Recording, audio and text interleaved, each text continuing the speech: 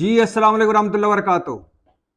ایک طرف 75 سالہ پاکستان مسلسل بحرانوں میں گھرا ہوا، مہنگائی بحران، غربت بحران، بے روزگاری بحران، عالمی تنہائی بحران، اندرونی حالات بحران در بحران، چھاپے، گرفتاریاں، مقدمے، ہتھ کڑیاں، ہر روز ایک نیا بحران۔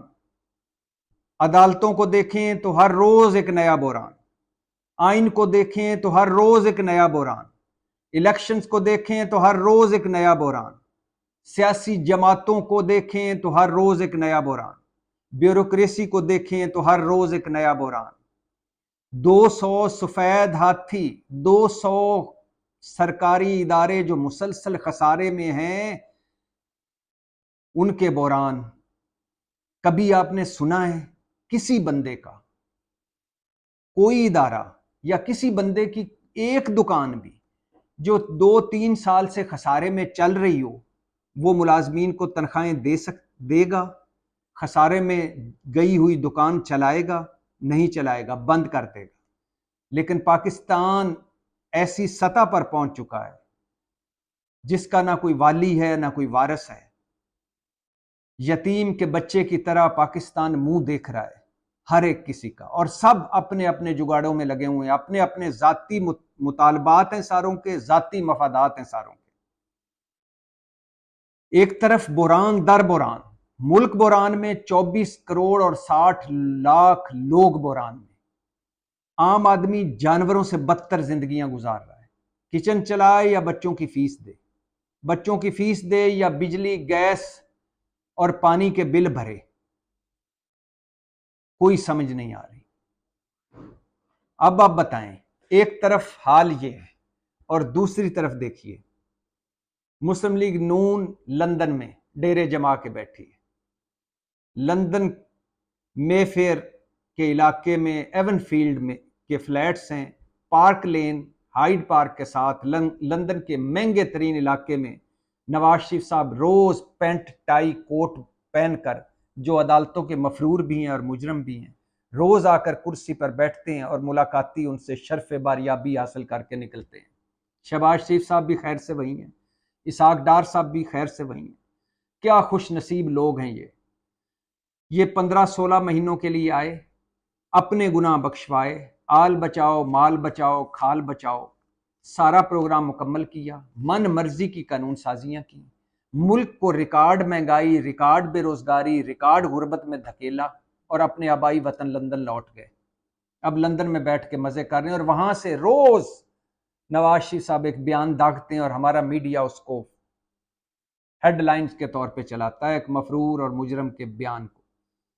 نواز شریف صاحب برس رہے ہیں، گرج رہے ہیں، برس رہے ہیں کہ وہ جنہوں نے سازشیں کیں ان کو کٹہرے میں لانا ہوگا۔ حضور، ان سارے سازشیوں کے ساتھ آپ بھی سازشیوں میں شامل تھے۔ خواجہ آصف فرما رہے ہیں پچھلی اسٹیبلشمنٹ کی مدد سے آپ باہر گئے۔ خواجہ آصف صاحب فرما رہے ہیں کہ 2019 میں ہی ہم سے رابطہ کر لیا گیا تھا اور کہا گیا تھا کہ پہلے پنجاب لے لیں پھر مرکز لے لیں۔ حضور، ساری سازشیں جو تھیں اس میں تو آپ شریک تھے۔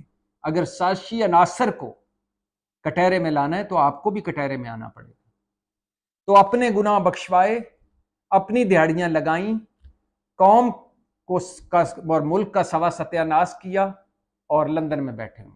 دوسری طرف پیپلز پارٹی، جن کا بھٹو کبھی نہیں مرا، ہمیشہ سے زندہ ہے، اور جن کا روٹی کپڑا اور مکان 1970 سے چل رہا ہے، 2023 میں بھی وہی نعرہ ہے جو 1970 میں بھٹو صاحب نے لگایا تھا، روٹی کپڑا اور مکان، اور 2023 میں بھی روٹی کپڑا اور مکان، اور اپنے آبائی گھر اور گڑھ سندھ کو نہیں دے سکے روٹی کپڑا اور مکان۔ انہوں نے بھی اپنے سارے معاملات سیٹ کیے، 15 مہینے کے اقتدار کے مزے لٹے، اور آپ دبئی میں بیٹھے ہیں۔ ایک پارٹی لندن میں بیٹھی ہے، ایک پارٹی دبئی میں بیٹھی ہے۔ قوم مہنگائی، بے روزگاری اور غربت میں ہے، اور ملک یتیم بچے کی طرح، جس کا نہ ماں ہو، نہ باپ ہو، نہ کوئی رشتہ دار ہو، نہ کوئی والی ہو، نہ وارث ہو، ایک یتیموں کی طرح بیچ چرائے کھڑا ہے۔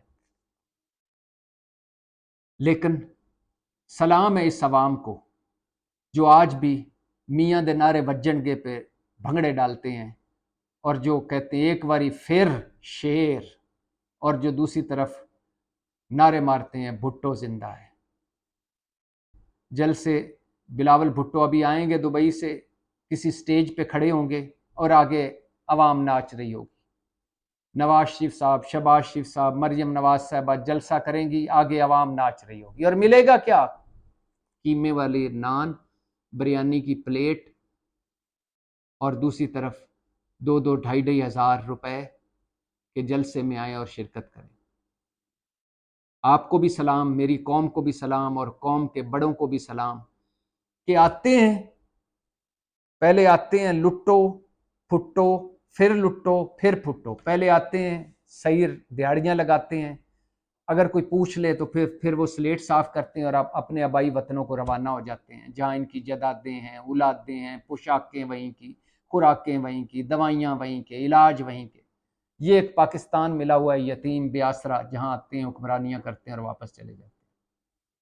لیکن یہ کیوں زندہ ہیں؟ یہ کیوں سیاسی طور پر زندہ ہیں؟ یہ کیوں سیاست کے آج بھی پردھان ہیں؟ کیونکہ ہم انہیں ایسے ملے ہیں چمپو چمار،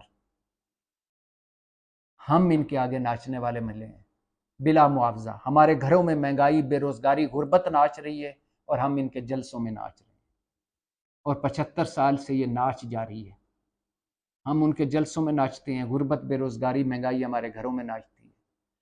نہ ہماری یہ مرگ پہ آتے ہیں، نہ ہماری یہ خوشی پہ آتے ہیں، نہ ہماری یہ غمی پہ آتے ہیں، نہ ہمارے یوٹیلٹی اسٹور سے یہ چیزیں خریدتے ہیں، نہ ہمارے نلکے سے پانی پیتے ہیں، نہ ہمارے اسپتالوں میں یہ لیٹتے ہیں، نہ ہماری عدالتوں اور کچہریوں میں یہ پیش ہوتے ہیں، نہ ہم جیسے گھروں میں رہتے ہیں، نہ ہم جیسے یہ ہیں، لیکن ہمارے لیڈر ہیں۔ سلام ہے میری قوم کو بھی، اور سلام ہے ان سب کو بھی۔ لیکن میری قوم، پاکستان کا کچھ سوچیں۔ پاکستان 75 سال بعد 75 سالہ نہیں لگ رہا ہے، 175 سالہ لگ رہا ہے۔ پاکستان کو ہم ساروں نے مل کر زخم لگائے، آج زخم زخم ہے پاکستان۔ اس ملک نے آپ کو ایک نام دیا، مقام دیا، پہچان دی، گھر، چھت دی، زمین دی۔ آپ نے کیا دیا اس کو؟ آپ نے بس نعرے لگانے ہیں ساری عمر، ساری عمر ان کے آگے ناچنا ہے جن کی غمی خوشی آپ جیسی نہیں ہے اور جو آپ میں سے نہیں ہے۔ مرضی ہے آپ کی، جتنا یہ ملک میرا ہے اتنا ہی ملک آپ کا ہے۔ آپ کے بڑے ناچتے ناچتے جلسوں میں اگلے جہان چلے گئے، آپ بھی ناچتے ناچتے جلسوں میں اگلے جہان چلے جائیے گا، اور اس سے اگلے آئیں گے وہ بھی چلے جائیں گے۔ چھوڑیے پاکستان تحریک انصاف، پیپلز پارٹی، مسلم لیگ، مولانا صاحب کی پارٹیاں، سب چھوڑیے۔ اس ملک، اپنا اور اپنے بچوں کا سوچیے۔ کب تک آپ جلسوں میں ناچتے رہیں گے اور مہنگائی، بے روزگاری اور غربت آپ کے گھروں میں ناچتی رہے گی؟ سوچیے۔ پاکستان زندہ باد۔